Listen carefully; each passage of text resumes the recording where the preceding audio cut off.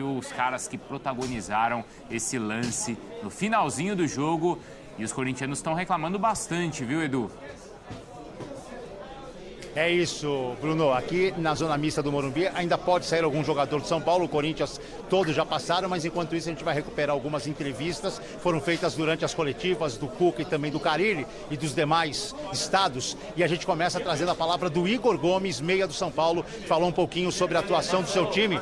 Aliás, vamos ver, o Nenê tá antes de eu chamar, deixa eu ver se o Nenê vai falar por aqui. Vai falar, vou primeiro aqui no Nenê então, e já eu chamo o Igor Gomes. Nenê, fala um pouquinho da tua entrada ali, assim, numa posição que a gente não está muito acostumado a ver você, né? Você entrou brigando, correndo, dando combate. E como é que você viu o São Paulo nessa final? Mais agressivo do que o adversário, criando mais chances?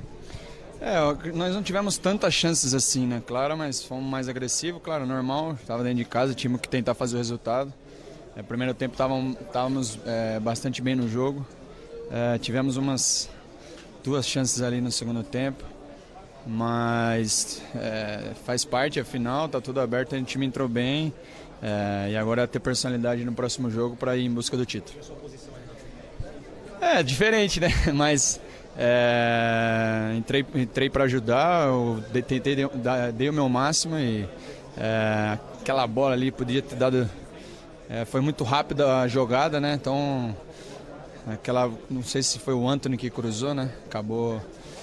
Mas estava bem, estava com vontade. Espero que no próximo jogo aí, se tiver a oportunidade, a gente poder ajudar a conquistar esse título aí tão importante para a gente e para a nossa torcida. Ô Nenê, pelas circunstâncias do jogo, São Paulo criou mais, esteve mais perto, ficou uma pontinha de frustração por não ter vindo a vitória. E como é que você projeta a segunda partida, o Corinthians com a vantagem de jogar em casa? Com certeza, como eu falei, a gente estava em casa, precisávamos tentar o máximo conseguir uma vantagem para o segundo jogo, né, deixar a pressão para o time deles, e acabou não acontecendo. Com certeza você fica naquela, né? Poxa, a gente podia ter feito pelo menos um gol, mas como eu falei, faz parte, tá tudo aberto ainda, e a gente tem que continuar confiando, acreditando e jogar o nosso futebol lá dentro também da casa deles para conquistar esse título. Nenê, pela tua experiência, o que é possível fazer numa final dessas, de clássico, com a torcida adversária para conseguir reverter o ambiente que vai estar ali na Arena Corinthians? Ter a cabeça tranquila, saber estar focado o tempo inteiro no jogo, saber que isso pode se definir o jogo em um pequeno detalhe e ter personalidade para ir lá e jogar o nosso futebol como nós viemos fazendo nos últimos jogos. Muito bem, legal. Esse é o Nenê. Então agora sim, Bruno, a gente vai chamar aqui, os jogadores foram registrados durante as outras entrevistas, começando então com o Igor Gomes, falou um pouquinho que teve que jogar com uma característica um pouco diferente, com a ausência do Lisieiro, ajudando um pouquinho mais na marcação. Vamos acompanhar o que disse o Igor Gomes. Acho que sim, cara, sim. A gente trabalhou a proposta dessa semana, a gente continua trabalhando. A nossa proposta dentro do jogo foi evidente de se impor. A gente sabe que a equipe do Corinthians tem uma proposta diferente dos outros times, que é se defender um pouco mais, e a gente continuou para cima. A gente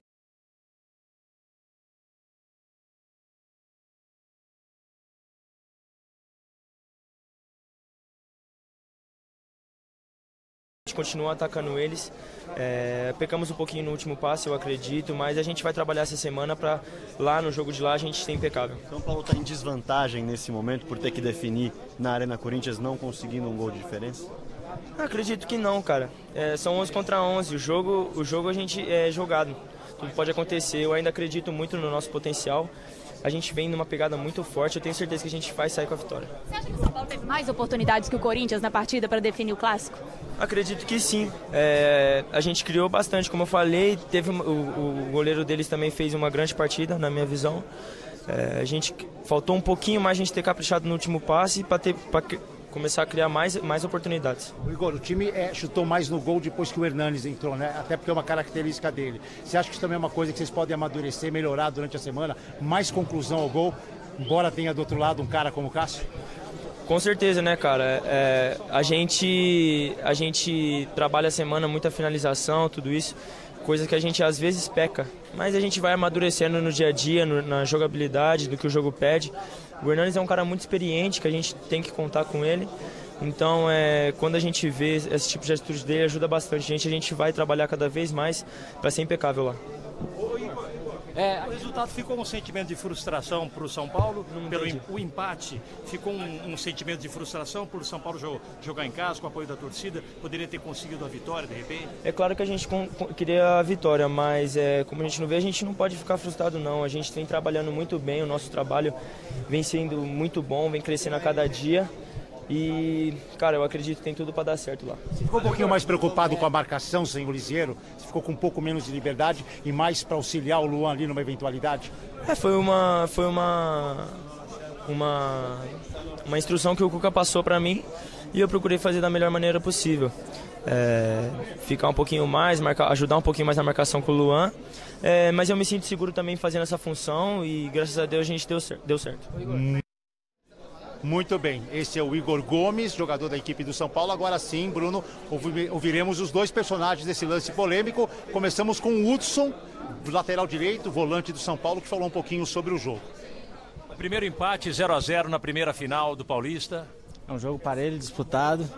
Acredito que a gente teve mais ações, mais oportunidades, a gente podia ter saído com um resultado melhor hoje aqui. Hudson, você acha que a pressão lá vai ser semelhante ao do jogo da semifinal? O Corinthians é tão forte como o Palmeiras em casa, ou você pensa num jogo diferente do que foi da semana passada, com o São Paulo com a condição de resultado totalmente aberta? O resultado está aberto, mas vai ser um jogo difícil sim. O Corinthians tem o apoio da sua torcida, assim como a gente teve aqui, mas o jogo está aberto. Vocês jogaram o que vocês imaginavam? Para vocês, no vestiário agora, a conversa foi de que vocês fizeram o jogo que imaginavam, o suficiente? A gente imaginava vencer, né? Acho que não faltou vontade, não faltou entrega, mas o melhor resultado era a vitória pra gente, claro. Você jogou lá várias vezes pelo São Paulo na Arena. Qual é a armadilha que o São Paulo tem que evitar, que você já viveu lá outras vezes e dessa vez não pode acontecer? Não acredito em armadilha, eu acredito que o São Paulo tem que jogar o melhor dele, o melhor de cada um e o melhor coletivamente, que a gente pode buscar o título dentro do estádio deles. Com relação ao VAR, a demora na definição dos lances, para vocês jogadores, como é que está sendo? É uma adaptação, né? Está sendo implementada agora, então é normal que ainda tem alguns ajustes a fazer. É claro que a demora às vezes incomoda o torcedor, incomoda os jogadores, incomodam vocês que estão transmitindo também, mas é uma adaptação, a gente sabe que com o tempo isso tudo vai melhorar também. Como é que você avalia a arbitragem ali? Você achou pênalti em algumas jogadas? Não, eu não analisei os lances não, mas não achei não. Muito bem, tá? Então o Hudson, jogador do São Paulo, e por fim o Henrique, zagueiro do Corinthians, que também conversou com a gente aqui na Zona Mista. Um bom jogo hoje, a equipe correu, se dedicou, né?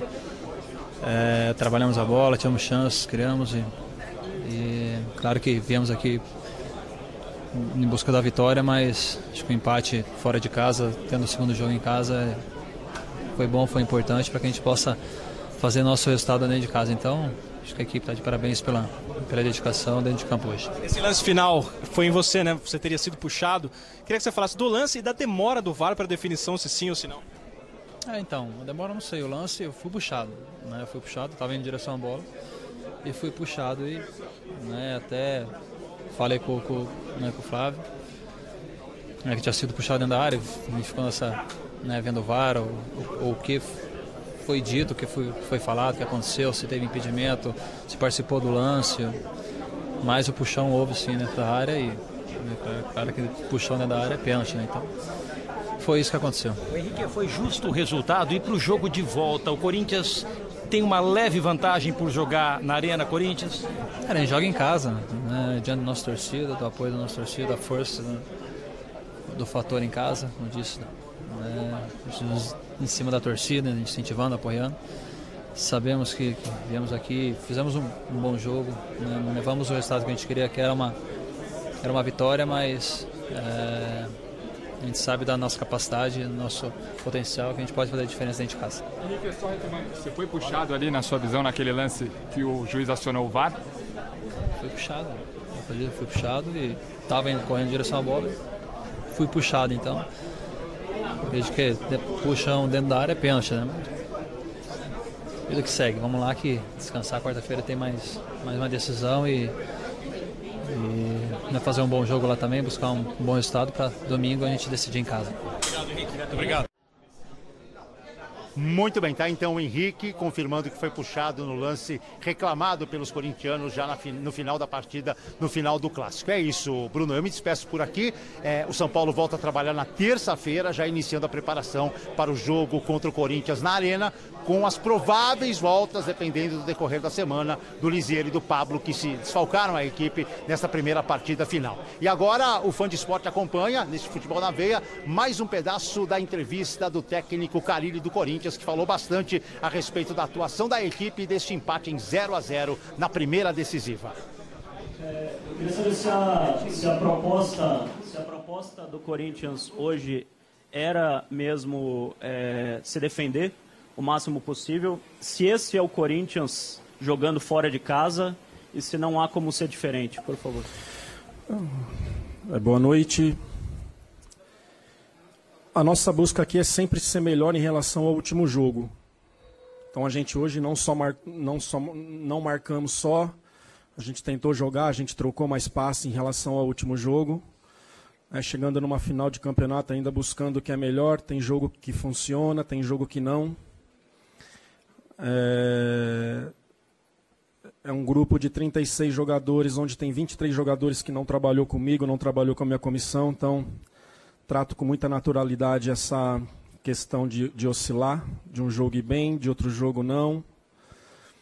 Mas enfim, hoje a gente conseguiu ficar mais com a bola, conseguimos ser mais agudo do que fomos contra o Santos, né? E o São Paulo também encontrou dificuldades. A questão de marcar é um time que marca muito, sempre foi assim, é histórico, desde o ano de 2008, sempre foi uma equipe de tomar poucos gols. Esse ano está um pouquinho fora, pela questão mesmo da mudança de grupo, de elenco, mas assim, sai muito mais satisfeito de hoje em relação a rendimento do que foi contra o Santos.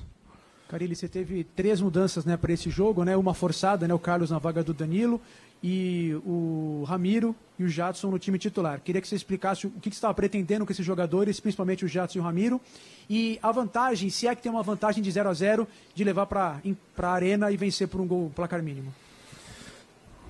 A ideia me incomodou muito, o último jogo, né, voltar a falar um pouquinho do Santos. Não foi aquilo que a gente treinou, não foi aquilo que nós esboçamos para a partida, não funcionou. Como o primeiro jogo a gente foi melhor que o Santos, né? O segundo jogo o Santos foi muito melhor do que nós e incomodou bastante isso. Então a ideia de pôr o Ramiro e Jadson era de ficar um pouco com a bola, a gente conseguiu trocar mais, ainda falta o conjunto, né, para que isso seja melhor na questão ofensiva. Então a ideia é essa, de ficar mais com a bola, de trocar mais passes, né, e continuar sendo agudo com o Cleison, que fez uma grande partida, para a gente incomodar o adversário. Essa foi a ideia. Outra pergunta? Não tem, cara. Não tem. Nós sabemos que esses jogos, assim, em relação ao ano passado, a gente perdeu em casa para o Palmeiras de 1-0 e fomos jogar na casa do adversário, né? Tudo contra, né? De você sair atrás de um placar em casa, ter que buscar. Agora é uma situação mais igual. O Palmeiras tinha muita vantagem ano passado, agora está igual. O futebol está muito nivelado, são detalhes, né? Então é só a vantagem que a gente sabe, assim, da força da nossa torcida, assim, que dentro de casa vem junto, sabe pressionar, joga junto com o time, mas é muito pouco, assim, para uma grandeza do jogo. Carille, aqui ainda à sua direita. A gente já te conhece há um tempo e sabe que você não gosta de falar muito de arbitragem.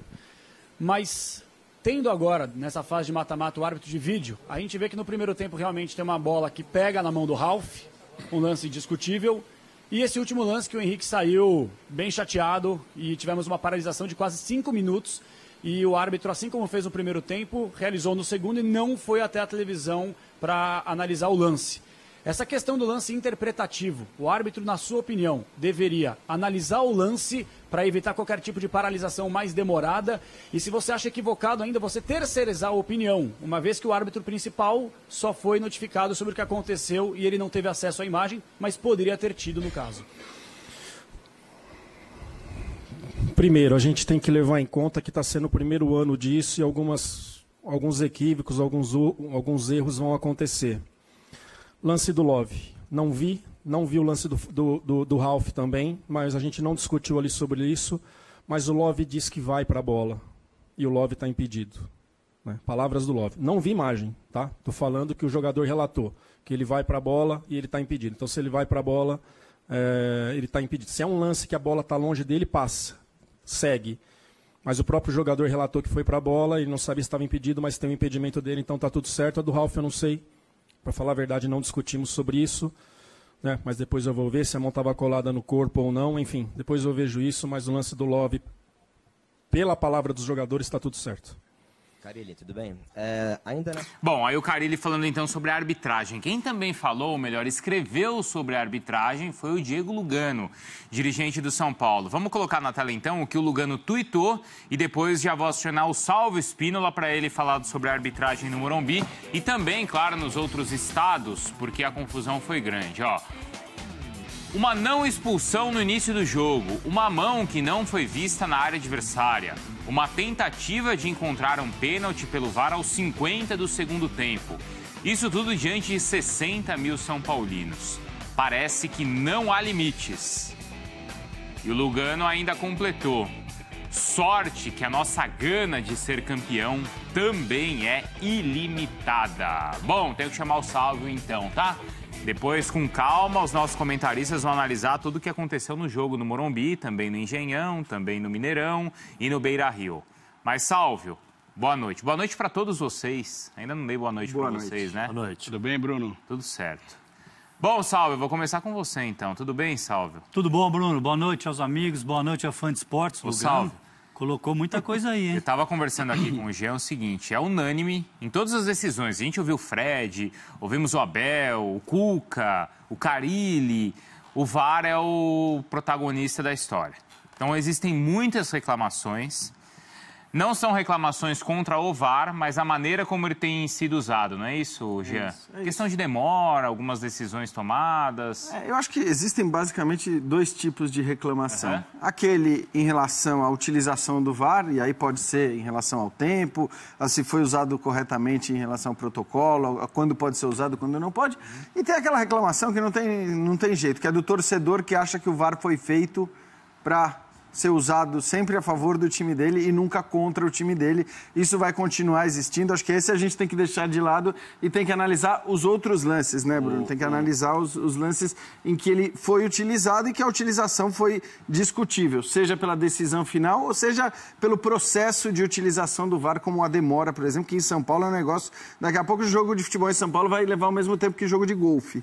E o Lugano foi desse lado, nesse segundo lado. Tudo contra São Paulo. O Lugano foi... E de colocar mais assim, Jean, eu acho o seguinte, que o debate do VAR nós vimos nos campeonatos estaduais só nas finais. Então o que acontece? O VAR está sendo ajustado em jogos decisivos. Se tivesse iniciado lá na primeira fase do campeonato, chegava agora com todo mundo sabendo quando que tem que usar, como é o procedimento, como é o protocolo. Olha esse lance. Carille acabou de falar aí da situação do VAR aqui, que o Wagner Love fala que realmente está impedimento. É o que o Lugano coloca. 50 minutos de jogo, o Luiz Flávio de Oliveira deu 4 minutos de acréscimo, pouco, porque o jogo foi muito tempo parado, principalmente com o VAR. Não está sendo reposto o tempo parado com o VAR. Isso tem sido em vários jogos. E aí, na cobrança da falta, a polêmica se é pênalti ou não é pênalti, o Eduardo Afonso ouviu aí tanto o Hudson quanto o Henrique, mas vamos destacar aqui. Realmente, Wagner Love está aqui em posição de impedimento, está adiantado o atacante corintiano e a jogada está acontecendo aqui, ó, Hudson e Henrique. É muito comum, Zé Elias pode até ajudar e ver esse tipo de posicionamento. Impedido? Sim. Deveria ter sido marcado impedimento. Não marcaram impedimento, o jogo reiniciou com um tiro de meta. Olha a reclamação do Henrique, agarrado pelo Hudson. Para mim, o Hudson foi muito atento, Zé. Queria ver sua opinião, por quê? O Hudson segura realmente o Henrique, mas para mim é aquela, segurar para ter a posição de onde está o adversário para eu correr com ele. E, de forma instantânea, o Hudson solta. Para mim, ele não tem o puxão, o Henrique nem vai para trás. É que o grande problema, né, Salve, aí não é fazendo uma crítica à imagem que você separou, pelo amor de Deus, mas é quando a gente olha pela câmera lenta, a impressão que dá é realmente que esse puxão ele é bem forte. Mas na velocidade normal é aquela coisa de coloca a mão e solta. É colocar, isso é muito comum. O zagueiro coloca a mão no adversário, né, Zé? Você coloca a mão para ter, a referência e aí dá um salto. Quando ele dá o pique, você dá uma seguradinha e depois você solta. No jargão da arbitragem, né? O que a arbitragem fala? Esticou a camisa, aí sim tem um agarrão. Nenhum momento, mesmo em câmera lenta aqui, eu tô vendo o Henrique tendo a camisa dele sendo esticada. Opa, para mim, o Henrique viria para trás. Tá lá, ó. O Hudson está em contato com o jogador do Corinthians. Se a gente for considerar isso aqui para marcar como pênalti, realmente está em contato. E ele solta. Uma coisa é o Hudson continuar segurando e a camisa esticar. Nenhum momento a camisa do Henrique esticou. Se estica a camisa, aí tem o agarrão e teria a falta e teria o pênalti. E o Henrique se joga? Para mim, o Henrique vai à frente. Se o Hudson está segurando ele, o Henrique teria que vir para trás. E ele não vai para trás. E não impede ele olhando aqui pela imagem. E o Wagner Love está impedido. Mas o lance é complexo. Mesmo o Wagner Love lá impedido, se acontece a falta, o pênalti, acontece um soco aqui, uma agressão, a bola está em jogo, o impedimento só se caracteriza nesse momento aqui. O Wagner Love vai para a bola. Mas na hora eles vão revisar desde o começo. E a princípio já pegam o impedimento e aí já anulam a jogada. Seria assim no VAR? Não, porque se a agressão é antes, o fato do Wagner Love estar em posição de impedimento aqui, ó, entendeu, Zé? Ó, se acontece nessa hora ali, pênalti, porque a bola está em jogo. Quando é o impedimento? Nesse momento, que o Wagner Love vai disputar a bola. Na hora que ele vai tocar. Para mim não tem o pênalti. Para mim aqui o equívoco foi a arbitragem com o VAR não reiniciar o jogo com impedimento. Reiniciou com tiro de meta. O VAR reiniciou o jogo com tiro de meta. A polêmica que o Lugano está falando aí, e realmente está. O tempo que ficou parado, 48 minutos foi e começar 20 com segundos. 52, alguma coisa 4 assim. minutos de acréscimo, ou seja, faltavam 40 segundos para acabar o jogo, né? E aí, tá lá, olha lá. Quase com 53 minutos, Elias, que aí o jogo foi sendo reiniciado. O que dá para ver também, teve um erro de marcação da equipe do São Paulo. Alguém achou que foi pênalti? Não, eu achei que não. A princípio, não, também não. A princípio, assim, você olha, acha que tem alguma coisa, nós estamos mas acho que não. Para mim, Bruno, aqui está a grande confusão também. Faltavam 40 segundos. Isso não existe na regra de futebol. Não existe acréscimo do acréscimo. O árbitro vai lá e levanta 1 minuto. Não existe. É o tempo mínimo. O jogo ficou parado, o árbitro poderia... O que acontece no campo? Os jogadores não viram a placa sendo levantada de 4 minutos. Não vê isso. Vê, Zé Lisso? Está correndo lá e não vê o momento. Aí, de repente, levanta a placa de 1 minuto, aí é você provocar os jogadores. Olha a confusão que foi. Tanto que ele explica, mais um. Ele está explicando para um jogador de São Paulo ali. E aí, quando acaba o jogo, 1 minuto depois, todo mundo achou que teve 1 minuto de acréscimo. Entendi. Mas esse virou o padrão errado do VAR em São Paulo, sobretudo. Acho que mais até do que no Brasil de maneira geral. Em São Paulo, o VAR está demorando um tempo absurdo e esse tempo não tem sido reposto, né? A gente viu essa semana uma matéria no ESPN.com.br mostrando que na Champions League as decisões grandes, as decisões de pênaltis ou de impedimento, não chegam a levar 1 minuto, em média. Nem 1 minuto. Aqui a gente está vendo decisão sendo tomada com 4, 5, 6 minutos. E o pior é que, assim, demora-se todo esse tempo, o que já é terrível para a dinâmica do jogo. E o tempo não é acrescido no final, né? Você está roubando o tempo do jogo de futebol. Agora, por que demora? Vamos pensar. O que é? Talvez um preparo ainda longe do ideal de quem está ali mexendo na cabine. Talvez seja um tempo para colocar as imagens no ponto e para ver todas as imagens. Daí é uma questão técnica da operação do VAR. O que você acha, Sálvio? Por que está demorando tanto? Todos os países que implantaram o VAR tiveram esse problema no início. Com o andar da utilização nos jogos, reduziu-se o tempo. Como é o equipamento? Ele tem lá um assistente técnico, o Zé Elias até esteve lá, analisando os vídeos, e ali ele tem botão para apertar, para cortar o lance, mandar a câmera 5, câmera 6, câmera 7, e aí o árbitro vai analisar. Não está indo na câmera correta. Pode ir exatamente para a primeira câmera, para a segunda câmera, está indo para uma câmera que ela não está clareando a imagem. Aí depois vai para a terceira, para a quarta. São 18 câmeras, né? Exato. 18 câmeras. O que está acontecendo? Não está com imagens exatas para tomar a decisão. Lances de impedimento, que é matéria exata, tem que olhar e falar, anula, porque isso aconteceu na semifinal Palmeiras e São Paulo. Aconteceu. E ali demorou muito. Então, mas exatamente, o lance do Daverson, em que aconteceu isso, quer dizer, era uma coisa para ser muito rápido. Tanto que quando passa a gente vê a imagem, a gente bate o olho e fala. Quando depois na transmissão mostra o lance, 5 segundos você resolveu. É isso aí. Não, E assim, e se é lance de impedimento, você já sabe previamente qual que é a câmera que está mandando ali na beirada do campo para pegar o impedimento, né? Vou tentar ajudar o VAR nesse período, porque o Salve deve completar as informações. No impedimento existe um cálculo, ele é feito através de um cálculo exato para você chegar na situação. Então, esse cálculo ele faz várias medições, né, Salve? E aí depois ele vai te dar. Então essas frações de segundos muitas vezes acaba demorando. E aí dessa separação demora primeiro para tomar a melhor imagem e separar a imagem para passar para o árbitro o assistente que está lá para fazer tomar essa decisão, né, Salve? Depois existe a comunicação e aí eu acho que nessa frações de segundos acaba demorando um pouquinho, até porque existe a pressão. Eu acho que hoje os árbitros estão conversando demais com os jogadores, sai do bolo, entendeu? Porque eles ficam prestando atenção no jogador, não demora eles não tanto, estão conversando, então sai do bolo e aí talvez você não seja possa uma imagem conversar. tão básica e simples quanto a gente vê na TV. Não é. Mas ela está demorando muito mais do que demora fora. Mas é uma série de cálculos, Bruno. Sim, tudo bem. bem. Uma série de medições que são feitas justamente para ter o... Mas são os mesmos cálculos feitos fora, não são os mesmos? Não, é diferente. A técnica que é utilizada no VAR não é a técnica utilizada pela emissora que transmite o jogo. Eu sei, mas a técnica do VAR aqui é a mesma da técnica do VAR fora, não é? Então, lá já está adaptado, aqui não está. E lá é muito rápido para decidir. Impedimento é um negócio que é sempre muito rápido. Mas a gente mesmo aqui fala que tem que esperar que começou agora. Quanto tempo é isso que eu tem tô o VAR? falando. Vai demorar, não tem jeito. Mas agora uma dúvida. Matou. A polêmica acontece porque o teste ou está sendo colocado em prática em jogo decisivo. Tem uma questão do impedimento que me intriga, que é assim, impedimento é talvez a regra mais complicada e difícil. A mais inteligente. Né? Olha aí, tem que conquistar terreno. Não, acho bacana, porque você dá ao time a possibilidade de encurtar ou alargar o tempo legal de jogo, correndo seus riscos e tal. Mas ele é em função do momento em que a bola é passada.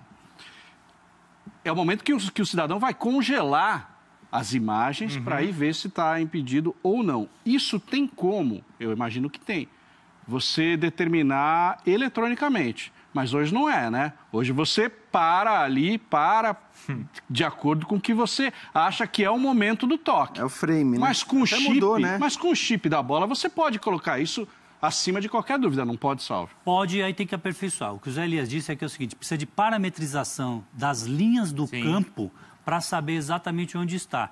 E aí, por que tem que ser rápido, né? Só para a gente destacar aqui, começo do jogo, Luiz Flávio de Oliveira, o árbitro, Emerson Carvalho, Marcelo Vangas, que foi muito bem no lance do Cássio, lá depois a gente pode até mostrar.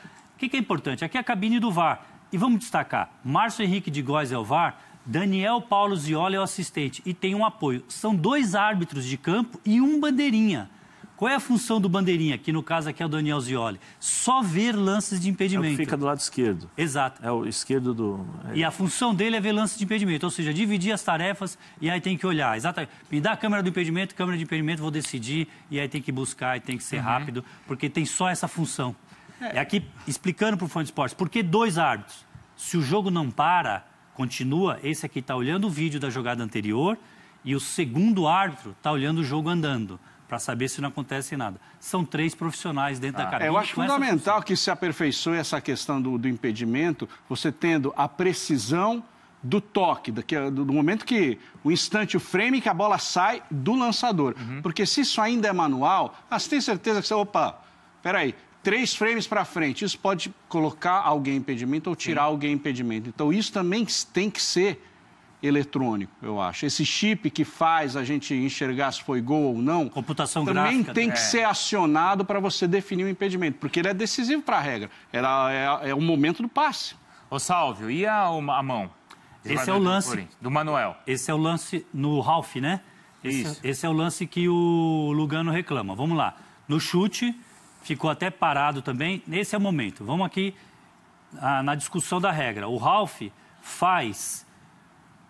não disputa a bola. A diferença seria aqui, ó. Se aqui toca na mão, tá na disputa da bola. O Ralf faz realmente um bloqueio. Ele evita a bola de passar. Aí nós temos que julgar como que está. O Ralf ganhou terreno, aumentou espaço, amplitude, é o que fala na regra. Bate na mão do jogador do Corinthians, mas para mim, vamos analisar esse lance. Olha como que o Ralf está lá. O Luiz Flávio de Oliveira marca escanteio, o jogo ficou muito tempo parado. E aqui, Para vocês, o braço do Ralf está colado no corpo ou está aberto, ganhando espaço na hora que ele fez? É uma defesa? Ele usou o corpo para bloquear a passagem da bola ou ele recolheu o braço no corpo? É o que o árbitro tem que julgar no vídeo. Eu não, acho que é o meu astigmatismo, viu, Jean? Eu acho que ele tira, sabe? Ele tá muito assim, difícil. ele tira. Eu já vi pênalti assim ser marcado. Então, essa é a Mas questão. errado ou certo? Essa é a questão, sabe, pra mim. É assim, pra mim o braço tá colado no corpo, sim. Pra mim ele tá tentando tirar. Ele tá colado no corpo e o... Se tivesse separado, ele tinha que ser retirado de campo, né? Está dobrado porque ele tá tentando tirar. Esse movimento aqui é o movimento de tentar tirar. O problema, pra mim, isso não seria pênalti nunca. O problema é o que o Bruno falou. Isso, muitas vezes, é marcado como pênalti. Então, acho que aí o problema não é nem especificamente dos árbitros brasileiros, do VAR ou do que quer que seja. Aí tem um problema na FIFA, Salve, porque na Europa é a mesma coisa. Num dia, num jogo, você vê um lance como esse ser marcado pênalti, no dia seguinte você não vê ser marcado pênalti. Eu não entendo qual é a dificuldade para você determinar todos os critérios possíveis para padronizar. Então, bom, é a distância da bola para o jogador, é se desviou ou não desviou antes. Esse movimento aqui pode ser considerado como um movimento de... Porque o braço não está aberto. Ele está junto ao corpo, mas está dobrado porque o cara está tentando tirar. Essas coisas todas, basta você definir padrões. E a gente não tem padrão para esse tipo de lance. Cada árbitro marca o que bem entende. À luz da regra, o Ralf está ali posicionado, realmente não está disputando a bola, está com o corpo à frente e o corpo dele evita a passagem da bola. Para mim, o Ralf faz o movimento do braço para querer recolher, o braço está colado no corpo. Sei. Ele teria amplitude se ele abre o braço. Abrir o braço. Põe por trás, Salve. Não, então, vamos mostrar aqui nessa imagem, para depois nós irmos para essa, né? Para outra Isso. imagem. Aí o Ralf, com o braço colado, no que o Lugano coloca, né? Realmente o Lugano coloca exatamente essa foto lá, no momento que, ó, tá aqui. Ele não faz esse bloqueio aqui, ele recolhe o braço. Muitas vezes na Europa, e a instrução para os jogadores é o quê?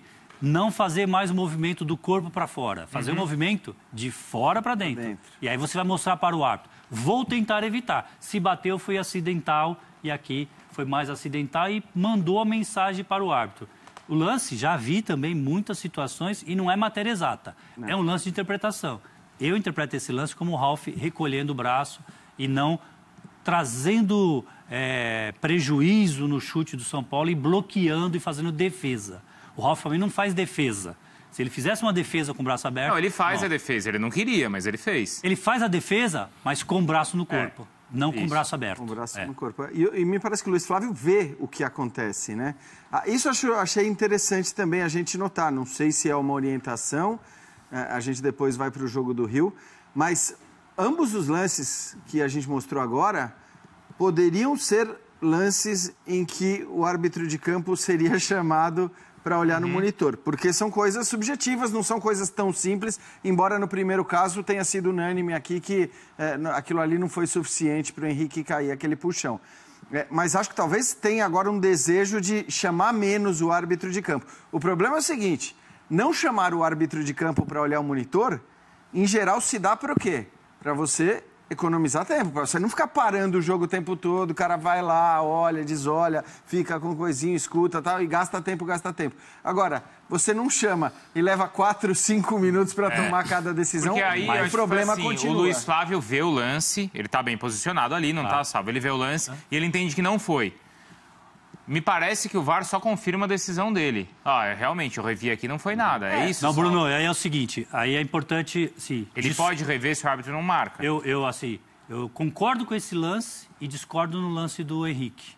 Porque nesse lance, qual que tem sido a técnica do VAR? Exatamente o VAR vai falar, a bola bateu no braço do Ralf. Se o Luiz Flávio pega e fala para ele, no comunicador, eu vi bater no braço do Ralf e para mim não foi pênalti, segue o jogo. Se o Luiz Flávio fala pro VAR, bateu no peito do Ralf. O VAR iria falar para ele, não. A imagem mostrou que bateu no braço. Eu acho assim... E aí, Zé, só para... O VAR não pode decidir. Claro. Marca o pênalti que bateu no braço. Aí ele vai ao monitor e a decisão é sempre do árbitro. Mas ele viu, né? A impressão que dá, ele viu. O próprio gesto dele no campo, ele... Só para a gente voltar, Zé Elias, o lance do Dudu e o Reinaldo, o que foi avisado depois, quais foram as informações? Que o árbitro em campo, o Vinícius Furlan, falou o seguinte, o Reinaldo empurrou o Dudu pelas costas. O Rafael Klaus lá pegou e falou, a imagem é outra coisa. não tem o empurrão. Mas sabe o que eu acho interessante, Aí ele foi ver sabe? e anulou o pênalti. Mas sabe o que eu acho interessante? Acho que é o seguinte, no primeiro jogo, quando nós tivemos problemas, o Corona veio a público e explicou. E aqui nós falamos exatamente a mesma coisa. Seria interessante ele, em todos os lances que surgirem essas dúvidas, vir a público e explicar. Ou, se não, disponibilizar os áudios, até para que as pessoas possam entender como funciona. Porque até agora todo mundo está na questão, é interpretativo, não é interpretativo, dá, não dá. Eu acho que é interessantíssimo para o Corona vir a público e falar assim, olha, lance tal. Ser bem didático para as pessoas que estão no meio, porque muitos dos que estão falando, e a grande maioria, não tem conhecimento do que é, como é. Então seria interessante, não sei se o Corona, se você pode ligar para ele, né, Salvo? Porque você tem uma intimidade com ele lá e tal, mas para ele fazer isso. Acho que vai clarear, vai esclarecer um pouco a situação e até mesmo para a própria federação. Por exemplo, a comunicação que existiu no jogo do São Paulo, a comunicação que existiu no jogo de hoje, em determinados lances, para que as pessoas possam entender como funciona com mais precisão o protocolo. Exatamente. Você vai emendar o Rio, Salvo? Se você permitir... Eu permito. É que se você for emendar todas as confusões... Pode derrubar o linha de passe que nós vamos ficar só com você aqui. Não, linha de passe é imperdível, tem que ter linha de passe. Às 9, tá? Tem linha de passe, mas Salve, por favor, eu quero saber do Rio, depois de Minas, depois de Porto Alegre.